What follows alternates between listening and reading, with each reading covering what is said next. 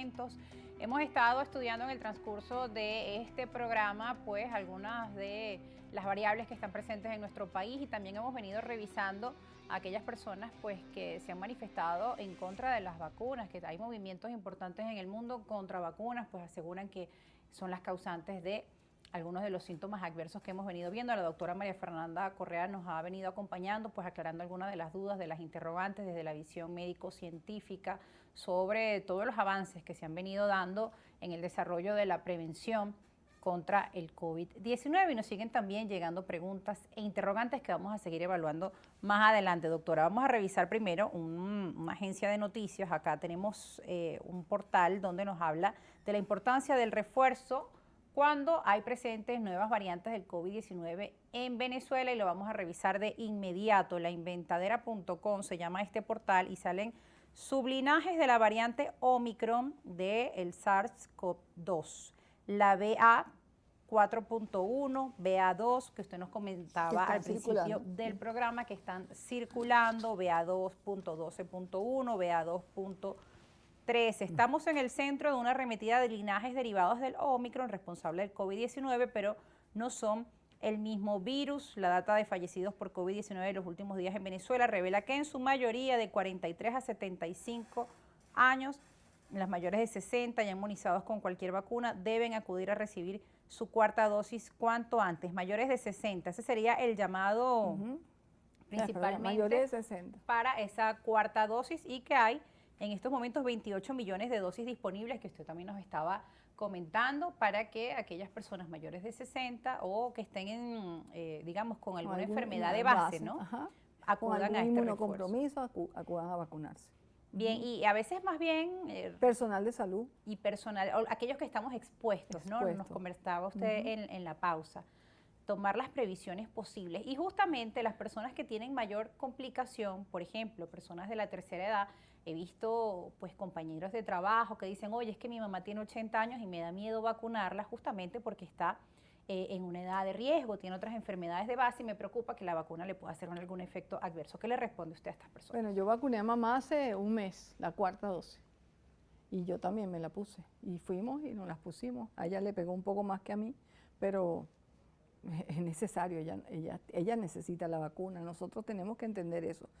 Los viejitos necesitan la vacuna, los viejitos tienen un sistema inmunológico en senescencia, los viejitos tienen sus celulitas y su sistema completo ya envejecido. Entonces, su capacidad de respuesta a cualquier agente infeccioso siempre es limitada. Entonces, nosotros tenemos que reforzar su respuesta inmunológica específica contra este virus que es el que está circulando.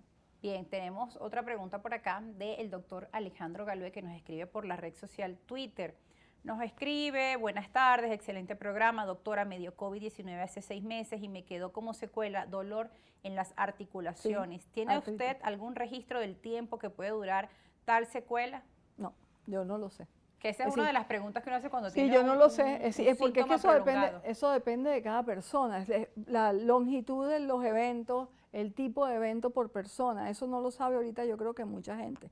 Si cuánto tiempo puede durar, lo que le recomendamos a él es que vaya a hacerse sus exámenes médicos, se revise con un internista, con un reumatólogo y realmente busque cuál es la terapia o el ejercicio, los cambios de dieta, los cambios de hábitos de vida que tiene que asumir para mejorarse ese estado de artritis. Bien, aquí Victoria Rodríguez desde El Paraíso nos pide la lámina de los síntomas prolongados, lo vamos a compartir en nuestras cuentas en redes sociales. Y el señor Omar Gutiérrez, que nos había escrito, nos responde que tiene 60 años sobre la pregunta que había hecho. Tiene que vacunarse. Que, bueno, ya sabes, él pregunta que si lo puede hacer en 2 semanas, ya le dimos la respuesta que puede hacerlo al señor Omar. Bueno, seguimos revisando más adelante sus preguntas y seguimos conversando con la doctora María Fernanda Correa, doctora en bioquímica, farmacéutica, sobre estas variables presentes del COVID-19. Los síntomas son diferentes a lo que se presentó cuando llegó la pandemia. ¿En qué se diferencia? Cuando empezó acá en el año 2020, pues uno de los síntomas era la pérdida del gusto y el olfato. Y ahora con el Omicron eso no es tanto, pero toda la gente refiere más cansancio, dolor de cabeza, dolor de espalda, gripe, malestar general. Dolor de garganta como una resequedad, ardor como si tuvieses una laringitis, dolor de cabeza, la tos no es tan fuerte ni tan frecuente como podría ser en el caso de la variante Delta o las variantes iniciales. Si es una tos menor en frecuencia y en cantidad. Los dolores, es más dolores musculares, dolores osteoarticulares que otra cosa. Y si la persona tiene una tos muy persistente, ¿es otra? ¿No es Omicron? ¿Sería Delta? ¿Cómo No, saber? no, A veces me preguntan, ¿y cómo sé qué variable tengo? Bueno, la variable, ¿qué variable tiene? Tendríamos que secuenciar el genoma del tu virus en el momento en que se te hace una PCR. Posteriormente a eso habría que secuenciar para saber en dónde han ocurrido las variantes genéticas, cuál es la variante que tiene.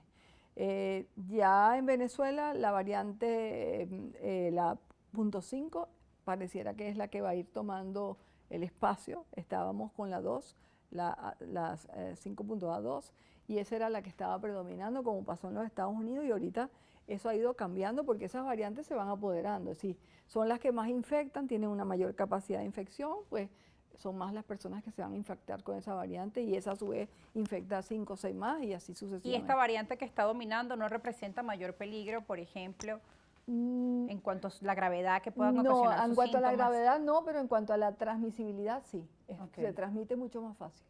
Por eso es que empezamos a escuchar nuevamente. Por eso es que tenemos ahora, vamos a decir, COVID. En Venezuela hablaríamos de la quinta ola.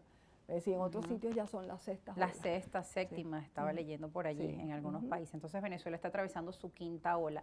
Doctora, el llamado a los cuidados que deberíamos tener, porque la gente también teme, oye, nos van a volver a encerrar, ¿será necesario volver a ese escenario del 2020 que nadie quiere recordar? No, pero vamos a hacer lo que tenemos que hacer.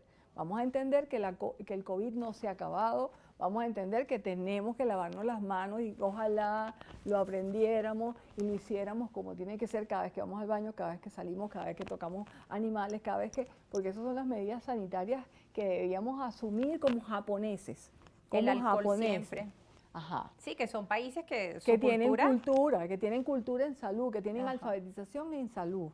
Si nosotros logramos hacer entender a la población que se tiene que alfabetizar en salud, y alfabetizarse en salud es saberse cuidar, cuándo tengo que hacer exámenes preventivos, en qué momento tengo que irme a la cama, en qué momento tengo que tomar un analgésico, en qué momento tengo que no tomar 500 medicamentos y no hacer el uso indiscriminado de medicamentos. Bueno, doctora, y eso que usted está comentando es algo también importante a destacar, porque en las redes sociales, cada vez que hemos visto que aumentan esos picos, pues también empiezan a compartirse un montón de cadenas a través de WhatsApp.